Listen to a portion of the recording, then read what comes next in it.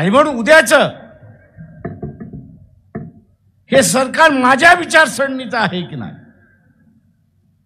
हे त्याच्यातलं महत्वाचं आहे. ते बीजेपीचं सरकार असेल किंवा काँग्रेसचं सरकार असेल,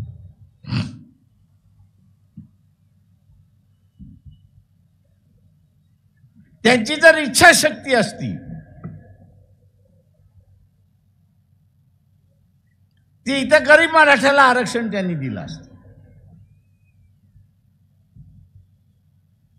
इच्छाशक्ती असते. मी जे म्हणतो ज्याला कोणाला असणारा समजून घ्यायचा असेल तर आता असणारा सुप्रीम कोर्टाने जो निकाल दिला तो निकाल वाचावा.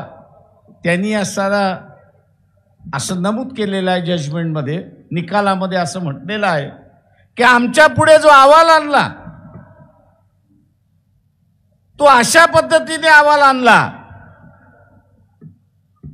की मराठा वर्गामध्ये गरीबच नाही. अहवाल असा आणला की गरीबच नाही मराठा समाजामध्ये, सगळे श्रीमंत आहेत. आणि मग ते म्हटले, कोर्ट म्हणाला की श्रीमंत असेल तर मग ह्याला आरक्षणाची गरज काय.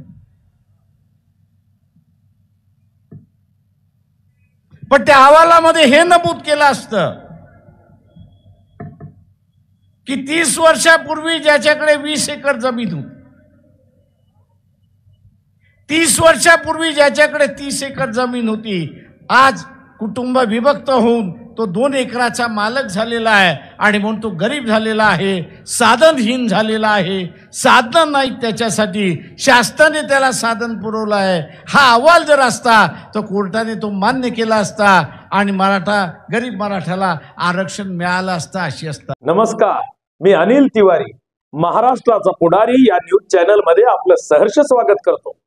गावगाडा ते मराठवाडा, राष्ट्र महाराष्ट्र, पश्चिम महाराष्ट्र, नात्याचा अनुबंध ते कोकण, न्याय हक्क लढा संदर्भ ते विदर्भ, समस्या असो की अडचण, उत्साह असो की आनंदाचा क्षण, क्षणात आपल्या दारी महाराष्ट्राचा पुढारी.